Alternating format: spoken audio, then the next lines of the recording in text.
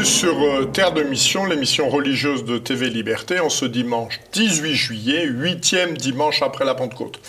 3 séquences dans notre émission. Nous reviendrons tout d'abord sur l'assemblée plénière des évêques américains qui s'est tenue du 16 au 18 juin et qui a en particulier décidé de restreindre l'accès à la communion pour les politiciens favorables à l'avortement. Voilà, Vivien Hoche viendra nous expliquer les tenants et aboutissants de cette décision.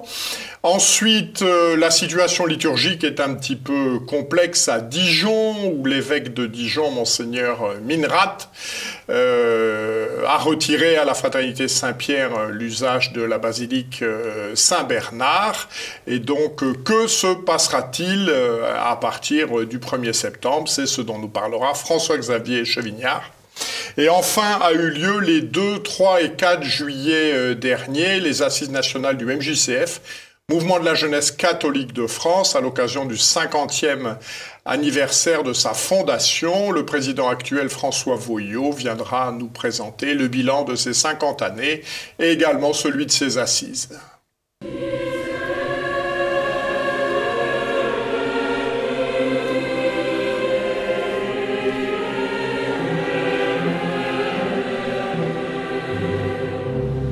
Bonjour Vivien Hoche. Bonjour. Vous êtes responsable de la communication de la Marche pour la vie qui a lieu traditionnellement à Paris au mois de janvier et vous venez nous entretenir d'une déclaration de l'Assemblée plénière des évêques américains sur ces questions de l'avortement qui a eu lieu du 16 au 18 juin. Alors d'abord, comment est composée cette Assemblée plénière des évêques américains? Par qui ont-ils été nommés? Qui sont-ils? Alors un petit peu comme la CEF en France, c'est le rassemblement de tout l'épiscopat américain. De facto, tout le monde se réunit. Ils sont 229 actuellement, évêques. Alors dans la conférence, il y a des prêtres, enfin il y a plein d'autres personnes. Mais en tant qu'évêques, ils sont 229. Et puis ils ont été nommés, il y a un nonce aussi apostolique, donc il fait le lien avec le Saint-Siège. Somme toute, comme toutes les conférences épiscopales du monde, sans forcément un pouvoir, canonique ou législatif direct et formel, mais en tout cas avec une grande aura, notamment en termes médiatiques, et une aura auprès des évêques, puisque, on reviendra dessus, mais les évêques ont en fait toute autorité sur leur épiscopat, de toute façon. Alors, quelle est la mesure phare dont les médias se sont fait l'écho, qui a été votée à une très large majorité de 75% de ces évêques? Oui. Alors, c'est une mesure qui a fait un grand retentissement, effectivement, aux États-Unis, mais aussi en France, d'ailleurs dans le monde entier. Ils ont fait... alors, c'est une mesure qui a été votée très, très largement et qui est très forte, qu'on ne peut pas tout à fait nous comprendre en France, parce qu'elle est assez puissante. Et ils ont tout simplement... c'est une mesure qui parle de l'Eucharistie, de la place de l'Eucharistie au sein de la vie du chrétien, du catholique. Et il est fait mention dans ce rapport qui ne contient pas que ça, dans cette mesure, et qui n'est pas encore rédigé d'ailleurs, puisque tout le monde s'est mis d'accord pour le rédiger. Voilà, je voulais le préciser. Tout simplement pour remettre en question, en tout cas donner un point de vue sur le fait de donner la communion à quelqu'un qui, dans sa vie publique, accepte l'avortement. Voilà. En tout cas, vote par exemple des lois pour l'avortement, soutien des associations qui font de l'avortement, etc., etc. Voilà. Donc c'est le lien finalement entre la question mère, c'est peut-on donner l'Eucharistie à un homme politique ou une femme politique qui se dit catholique et qui finalement promeut l'avortement dans sa vie publique. Alors qui est la première personne visée par cette mesure? Alors c'est une mesure qui est beaucoup plus profonde finalement que d'attaquer une seule personne.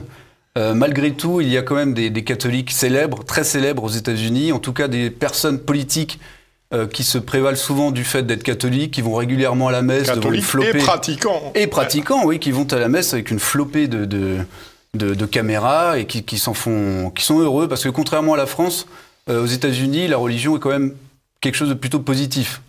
Et aux États-Unis, il est très bon d'aller à la messe devant les caméras. En France, beaucoup moins. En tout cas, ça a pu l'être, ça ne l'est plus. Mais aux États-Unis, la religion, et même le catholicisme, qui n'est pas majoritaire, Le président prête serment sur la Bible. Le président prête serment sur la Bible, ce qui est une démarche plutôt d'ailleurs protestante, enfin plutôt ancrée dans le WASP américain. Voilà. En tout cas, qui est visé, c'est évidemment les personnalités politiques de premier rang aux États-Unis qui soutiennent ouvertement, publiquement et dans leur vie politique générale l'avortement. Voilà. Et qui vont donc qui sont capables de faire un discours pour dire le planning familial c'est très bien, les avortements c'est très bien, c'est un droit, etc. Et qui bouclent leur discours et le soir vont à la messe et qui communient. Voilà. Et c'est face à ça finalement que les évêques ont dit il y a peut-être quelque chose à faire, en tout cas à rappeler probablement. Il y a deux personnes qui sont particulièrement visées et qui sont au plus haut poste dans l'administration américaine. C'est le président des États-Unis, Joe Biden, après l'élection plutôt houleuse qu'il a connue et plutôt douteuse aussi, et Nancy Pelosi, qui est la speaker de la Chambre des représentants, si vous voulez, la présidente de l'Assemblée nationale un petit peu en France. Voilà. Donc c'est deux personnes les plus puissantes finalement des États-Unis au plan politique, deux personnes qui soutiennent allègrement l'avortement dans toutes ses composantes. Et surtout, deux personnes qui vont à la messe, qui communient devant les caméras et qui s'en font une grande joie. Alors, ce vote sera-t-il suivi des faits? Qu'est-ce qui va se passer? C'est quoi la suite des développements de ce vote? Alors, les évêques se sont tous mis d'accord pour dire qu'ils allaient rédiger cette proposition, déjà, mais il y a un très large consensus, et d'ailleurs, ce consensus a été apporté par le nonce lui-même. C'est lui qui a présenté tout ça. Donc, en fait, c'est plutôt bien parti. Les évêques sont tous d'accord. Il y a quand même quelque chose à rappeler sur l'Eucharistie, dans un pays qui est d'ailleurs fondamentalement chrétien encore, en tout cas beaucoup plus qu'en France, en termes de population, en termes de puissance, et où la population est encore à 50-50 pour anti-avortement. Il y a quand même la moitié, peut-être même plus de la moitié du peuple américain qui est contre l'avortement. Voilà, c'est à imaginer juste pour recontextualiser. Le texte sera présenté en novembre prochain, du coup. Enfin, il va être rédigé, là, actuellement. Et il va être présenté en novembre prochain, lors de l'Assemblée générale. Alors, il faudra que, cette fois, les 2/3 qui sont déjà rassemblés, du coup, de l'Assemblée des évêques le valident. Et surtout, qu'il y ait l'aval du Vatican. Alors, ce vote sera-t-il suivi des faits? En fait, ce texte, encore une fois, ne va pas être une contrainte, enfin, c'est pas une contrainte légale, formelle, parce que de toute façon, et c'est la règle dans l'Église, l'évêque est de toute façon maître et juge finalement dans son diocèse. Malgré tout, il y a quand même aujourd'hui déjà pas mal d'évêques aux États-Unis qui refusent la communion à des personnalités publiques qui oui, ça se fait. On a parlé des deux personnes concernées directement. C'est Joe Biden qui a déjà l'année dernière, en 2019, un prêtre en Floride lui a refusé la communion. Alors évidemment, il y a eu un pataquès. Et évidemment, personne en France n'a compris. Beaucoup moins aux États-Unis. Les Américains ont compris pourquoi Joe Biden ne pouvait pas recevoir. Et puis Nancy Pelosi également n'a pas reçu la communion, pareil en 2019. Donc en fait, c'est des choses qui déjà sont pendantes, voilà, et déjà en actualité. Alors, est-ce qu'il y aura des effets? Voilà, il y a ce vote en novembre. La majorité, enfin les 2/3 de l'Assemblée sont déjà réunis, donc ça va probablement passer. Derrière, il y a l'aval du Vatican. Alors voilà, quelle est la position du Saint-Siège sur ce sujet, du Saint-Père et de la secrétaire d'État, puisqu'a priori, c'est son domaine de compétence? Alors là, c'est un peu plus compliqué. Le Saint-Siège, évidemment, a une vision globale plutôt des choses, du monde en tout cas. Il faut savoir, aujourd'hui, il n'y a pas de position officielle, évidemment, mais comme tout homme politique, aujourd'hui, le pape laisse fuiter des petites informations. Vous savez, quand vous n'osez pas prendre la parole publiquement, directement pour dire oui, non, blanc ou noir, en fait, on laisse fuiter des petites informations. Les informations qui fuitent actuellement du Vatican sont pas très bonne pour ce texte, puisque le pape serait très sceptique pour avoir finalement une résolution, enfin une proposition aussi ferme sur l'avortement. Il considère, par exemple, que c'est, comme Joe Biden lui-même, d'ailleurs, je ne vais pas relier le pape François et Joe Biden, même s'ils ont des connivences politiques, puisque l'un a soutenu l'autre, hein, faut le rappeler. Pas Joe Biden n'a pas soutenu le pape, c'est plutôt l'inverse. Mais de fait, voilà, il laisse fuiter des informations qui vont pas dans le sens de ce texte, qui vont plutôt dans le sens qu'on connaît très bien en France, c'est-à-dire d'une laïcité de division, où on a notre sphère privée, on pense ce qu'on veut dans la sphère privée. C'est exactement ce qu'a dit Joe Biden. Juste après l'adoption de cette proposition, Joe Biden est allé à la messe, en bon communicant, et en sortant, il a dit « Je ne pense pas que il a ça aura des communié à cette effets. » messe ou pas ? Bien sûr, il a communié, oui. Donc le prêtre lui a donné ? Bien sûr. Donc, pour le coup, ça dépend du prêtre, de l'évêque. L'évêque du lieu était plutôt n'a pas opposé en tout cas. Bon, la position officielle, qui est celle aussi de ce que j'ai trouvé, la commission de l'épiscopat de l'Union européenne, qui réunit un petit peu toutes les commissions de l'Union européenne, donc la française, etc. Ils ont pondu un texte pour dire qu'ils n'étaient pas tout à fait d'accord, que c'est un petit peu trop violent, etc., etc. L'argument principal tenu par ses opposants, qui sont dans l'Église, et je pense d'ailleurs le pape François rappelle lui aussi régulièrement son opposition à l'avortement, c'est normal, tout à fait normal. L'avortement est peut-être la pire des choses qui puissent arriver dans la vie de qui que ce soit, et même y compris pour un pays. Malgré tout, voilà, il y a cette distinction d'une laïcité dure où finalement on ne peut pas refuser la communion à Janine parce qu'elle a avorté, etc. On ne le sait pas, c'est pas à nous de décider, c'est la vie privée. Voilà. Malgré tout, il y a ici, et c'est sûrement ce que vont redire les évêques américains, il y a malgré tout aujourd'hui une dimension dans cette affaire, parce que ça concerne des responsables politiques, ce sont des hommes publics. Ce ne sont pas Joe Biden qui l'a avorté ou non, finalement c'est son problème vis-à-vis de regard de Dieu, si vous voulez. Malgré tout, aujourd'hui, c'est un homme public, très public, qui a des positions publiques, qui ont des impacts publics sur des gens très concrets.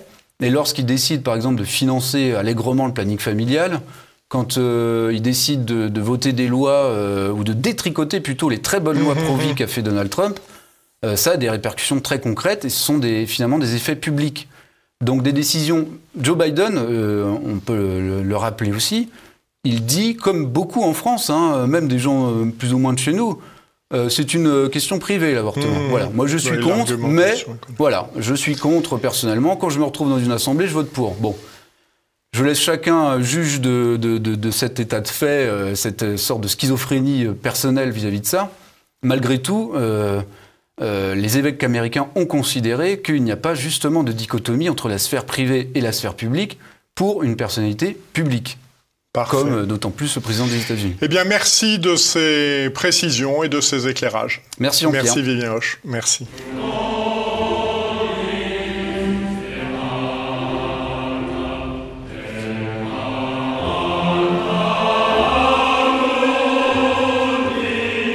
Bonjour François-Xavier Chevignard. Bonjour Jean-Pierre, bonjour André. Donc vous êtes fidèle de la communauté rassemblée autour de la fraternité Saint-Pierre à la basilique Saint-Bernard de Fontaine-les-Dijon. Alors quelle est l'histoire de cette communauté créée il y a 23 ans ? Effectivement, donc elle a été créée en 1998 à la demande de fidèles du diocèse. Demande faite à Monseigneur Colony de pouvoir bénéficier de la liturgie tridentine le dimanche. La fraternité Saint-Pierre a été contactée, elle a accepté de prendre en charge cet apostolat. Dans un premier temps, tous les 15 jours, puis tous les dimanches du mois. Et c'est à l'époque l'abbé du Moulin qui est venu s'installer à Dijon pour assurer tout cela. Alors je dis tout cela parce que, outre les messes du dimanche, il y a eu très rapidement des catéchismes pour les enfants. Il y a eu également des pèlerinages organisés, notamment à Rome. Il y a eu, entre autres aussi, des kermesses, les représentations des mystères de Saint-Bernard, écrits et joués par les paroissiens, enfin, par la communauté, les fidèles de la communauté de Saint-Bernard. Voilà. Cette création a perduré. Nous sommes passés de l'église de l'hôpital général de Dijon, l'ancien hôpital général, à la maison natale de Saint-Bernard, effectivement, l'église de la maison natale de Saint-Bernard, que l'on appelle la basilique, par simplicité et puis parce que l'usage en a été pris. Tous les prêtres ont poursuivi un petit peu ces différentes choses, aussi bien les messes que les catéchismes qu'ils ont développés, qu'ils ont étendus aux adultes par exemple, aux étudiants à un autre moment. Ils remplissaient également un apostolat auprès des malades en allant les visiter, ce qui a valu de magnifiques rencontres, de belles conversions, de saintes morts. Et cet apostolat a perduré pendant 23 ans, comme vous le disiez, jusqu'à cette année, puisque Monseigneur Minrat nous demande de partir. Alors voilà, quelle est l'origine du conflit actuel qui a été médiatisé par une manifestation des fidèles devant l'évêché de Dijon le 26 juin dernier? Tout Tout à fait. Alors l'origine est assez délicate à saisir. Si vous voulez, notre premier réflexe a été de nous dire ça y est, il y a du ressentiment de la part de Monseigneur Minrat pour une affaire qui s'est passée l'an dernier. Effectivement, l'an dernier, Monseigneur Minrat nous a demandé de quitter l'église de la maison natale de Saint-Bernard pour une chapelle qui ne correspondait absolument pas à nos besoins, ce dont nous lui avons fait la remarque. Très simplement. Le projet finalement a capoté puisque la communauté religieuse qui devait venir n'est pas venue nous remplacer, donc nous occupons toujours les lieux. Mais voilà, nous avions fait remarquer que ça ne correspondait pas à nos besoins. On s'est dit, ça y est, est-ce qu'il y a ressentiment? Bon, il semblerait que ce ne soit pas ça, c'était une hypothèse de départ, mais a priori c'est pas ça. En revanche, ce qu'il y a de plus certain, c'est dans le discours de Monseigneur Minrat, il y a plusieurs points. Tout d'abord, le point de la concélébration. Nos prêtres ne concélèbrent pas et cela pèse énormément à Monseigneur Minrat. Voilà. Alors voilà, que peut-on dire de cette question de la concélébration? Est-elle un signe obligatoire, comme le pense Monseigneur Minrat, de la communion des prêtres avec l'évêque et donc avec l'Église? Alors non, ce n'est pas un signe obligatoire, hein, ni historiquement, ni théologiquement. D'abord historiquement parce que tel que c'est pratiqué aujourd'hui, la concélébration est quelque chose d'assez récent, ça date des années 70 avec la Réforme, et que par ailleurs, les signes habituels de communion ecclésiale étaient le partage de la foi catholique, le partage des sacrements, et la reconnaissance de la même autorité spirituelle. Voilà. Ce dans quoi la fraternité Saint-Pierre entre absolument pleinement. Donc elle est pleinement dans cette communion ecclésiale. Et donc y a-t-il d'autres éléments litigieux au dehors de cette question de la concélébration? Oui, tout à fait. L'un des autres éléments que Monseigneur Minrat a apporté régulièrement au cours des entretiens, c'était qu'il ne faisait finalement que précéder un mouvement qui devait s'installer dans l'Église à l'échelle internationale. C'est quelque chose qui peut très bien s'entendre vu que l'on sait que Summorum Pontificum est en cours de révision. Maintenant, si ça peut s'entendre, le texte lui-même n'est pas sorti. On ne sait pas exactement ce qu'il y aura dedans, même s'il y a beaucoup de bruit de couloir. Et on peut se demander si cette décision est très avisée, dans le sens où n'aurait-il pas été plus légitime d'attendre que le texte sorte, ouais. Voilà, et de demander après à la fraternité Saint-Pierre, éventuellement, de s'adapter ou de ne pas s'adapter. Voilà. Alors donc, aujourd'hui, quelle est la situation? Alors la situation, c'est la situation... Le dialogue est-il rompu? Le dialogue n'est pas forcément rompu, mais c'est un dialogue de sourds. Ah. Voilà. C'est-à-dire que Monseigneur Minrat semble absolument déterminé, et de notre côté, nous sommes déterminés à ne pas accepter cette décision qui détruit notre socle spirituel, hein, il faut être assez clair là-dessus. On nous retire la fraternité et les prêtres qui nous ont nourris pendant 23 ans. Et que propose Monseigneur Minrat? Alors, c'est quoi sa solution? Alors, la solution, c'est un prêtre diocésain. Que vous connaissez? Non, pas directement. On l'a rencontré une fois, mais ça ne suffit pas pour connaître un prêtre. Cela dit, d'ores et déjà, quoi qu'il en soit, ce serait pour une messe le dimanche. À l'heure actuelle, nous avons 11 messes de plus dans la semaine, 2 par jour, plus une le samedi. Ça, il n'en serait évidemment pas question, en tout cas pas dans la forme extraordinaire. Par ailleurs, ce prêtre n'est pas formé avec les méthodes de la Fraternité Saint-Pierre, avec la pédagogie propre à la Fraternité Saint-Pierre, ce que nous aimons, ce que nous portons également, la raison pour laquelle nous avons choisi cette fraternité. Voilà, ça ne veut pas dire que ce serait moins bien, etc. Ça veut dire que nous aimons cette pédagogie, cette façon d'enseigner, que nous voulons la transmettre à nos enfants, et que le prêtre en question, n'ayant pas été formé selon ces choses-là, ne pourrait pas nous apporter cela. Alors, c'est une communauté de combien de personnes dont il est question? Alors, entre 200 et 300 personnes, voilà. Parce que nous avons également un certain nombre de passages, nous avons beaucoup de personnes qui reviennent, alors plus ou moins rapidement dans la région, et qui donc rejoignent la basilique. Donc voilà, c'est une communauté de 200-300 personnes. Alors, s'il n'y a rien de nouveau, que va-t-il se passer le 1er septembre? Alors, s'il n'y a rien de nouveau et que les prêtres, effectivement, partent au 1er septembre, eh bien, effectivement, nous aurons un prêtre diocésain qui nous assurera la messe le dimanche, point. Et pour le reste, Monseigneur Minrat nous encourage à aller vers les paroisses qui nous sont géographiquement attachées. Voilà, ce qui conduira inéluctablement à une explosion de la communauté. Voilà, de facto. Sans compter les tensions déjà un peu perceptibles qui peuvent exister, qui se trouveraient potentiellement décuplées. On se pose également la question par rapport aux catéchumènes.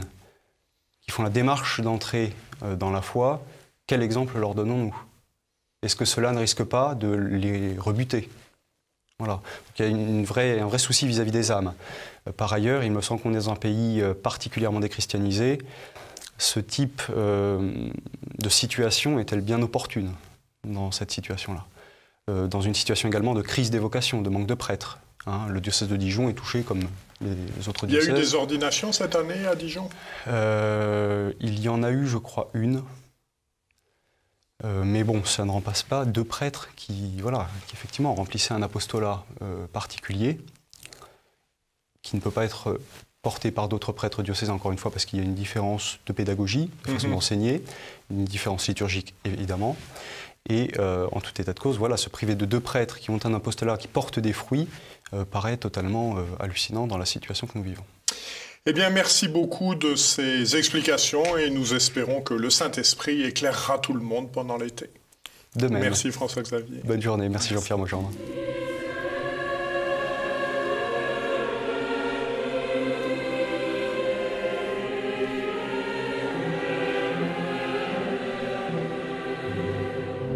Bonjour François Voyot. Bonjour Monsieur Maugendre. Vous êtes le nouveau président du MJCF, le Mouvement de la Jeunesse catholique de France, qui a fêté les 2, 3 et 4 juillet dernier ses 50 ans à l'occasion de ses assises nationales. Alors, 50 ans, ça nous renvoie dans les années 70. Quelle est l'origine de ce mouvement? Quelles sont les intuitions créatrices, comme on dit aujourd'hui?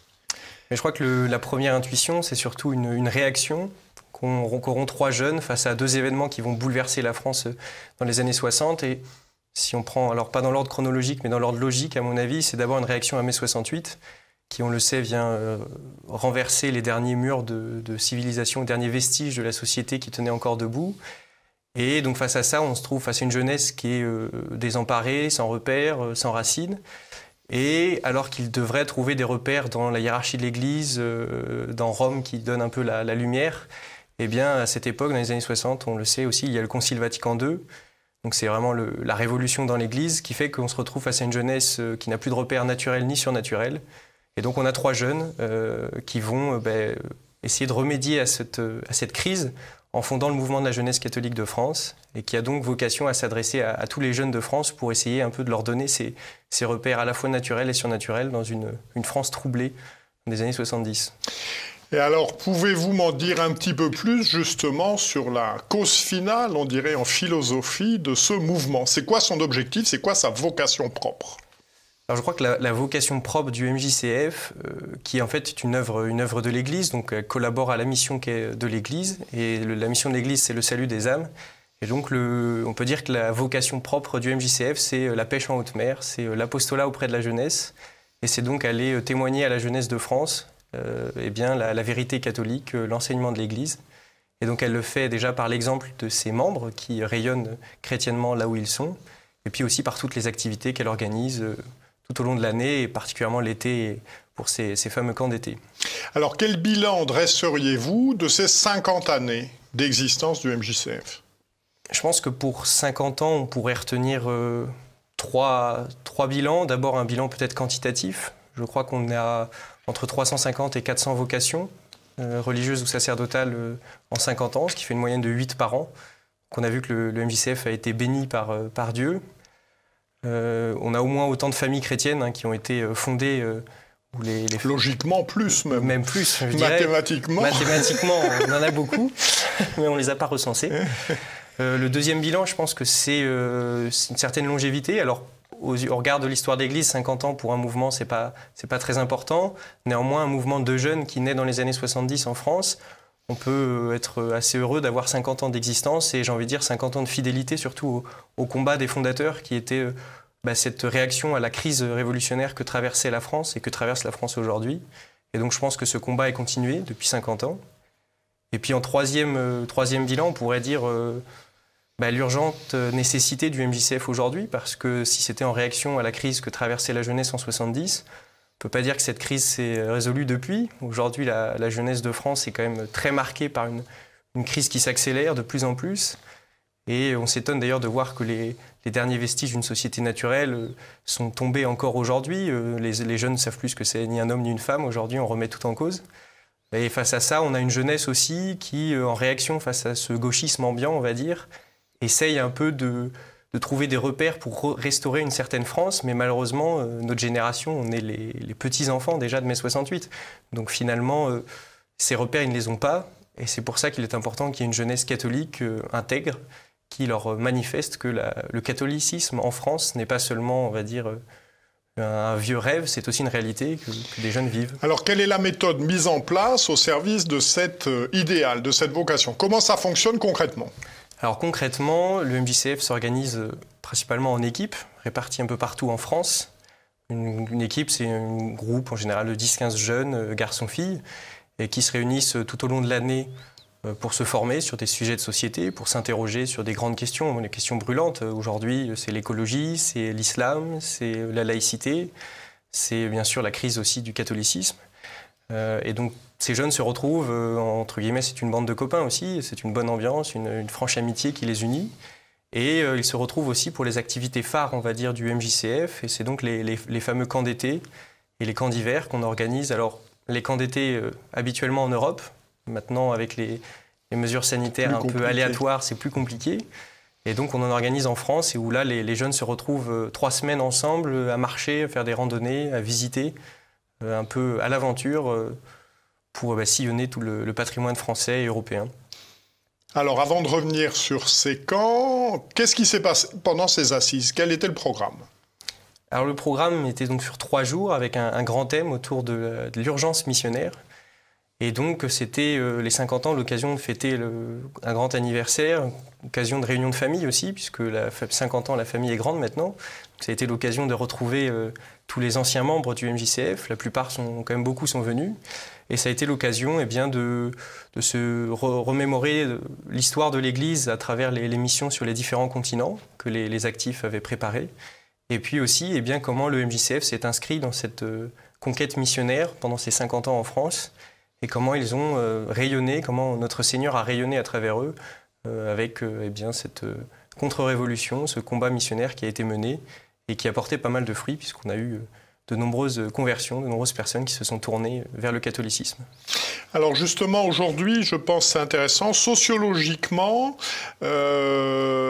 les adhérents du MJCF, quel est le pourcentage de familles, je dirais, restées fidèles à la tradition de l'Église, des gens qui ont découvert que les réformes ne répondaient pas à leur soif de vérité, leur soif de Dieu, et puis les gens aussi qui arrivent d'un peu partout, des musulmans, des athées. Comment ça se positionne un peu dans les effectifs, tout ça?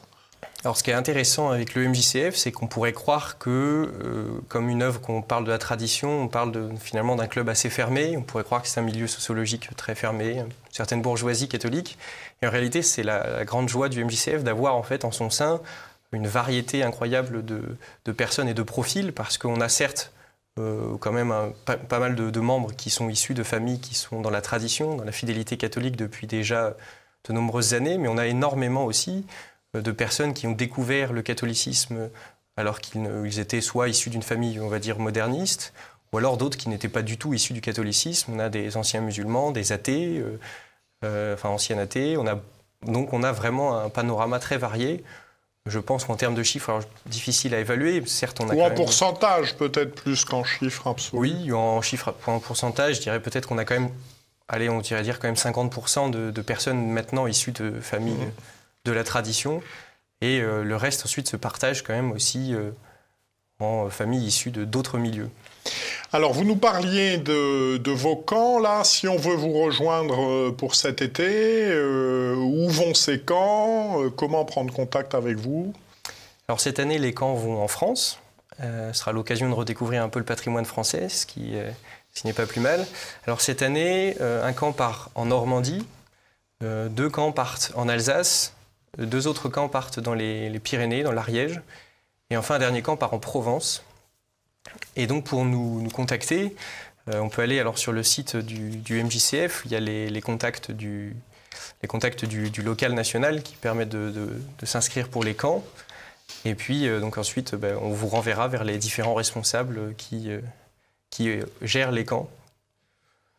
Donc voilà, les 6 camps cette année en France et 3 semaines, donc à partir de début août. Alors fin juillet pour un camp, 25 juillet, et les autres camps partent début août pour 3 semaines, donc à sillonner la France. Merci beaucoup de toutes ces informations. Donc, je renvoie nos téléspectateurs à 2 documents. D'abord, il a été fait un film d'1h30 sur l'histoire du MJCF qui est vraiment très, très bien fait. C'est très attrayant, c'est très, très bien documenté, très complet. Ça m'a beaucoup plu, puis ça donne une bonne idée de ce qui se passe. Et puis également la 2e édition d'un numéro de Savoir et Servir, donc la revue du MJCF qui raconte l'histoire MJCF, 50 ans d'aventure missionnaire. Voilà, et nous espérons que vos camps se passeront bien. Merci beaucoup. Voilà. Donc, nous nous retrouvons la semaine prochaine, donc le 25 juillet, pour une prochaine émission de Terre de Mission. D'ici là, que Dieu, qui est Père, Fils et Saint-Esprit, nous garde. Bon dimanche et bonne semaine à tous.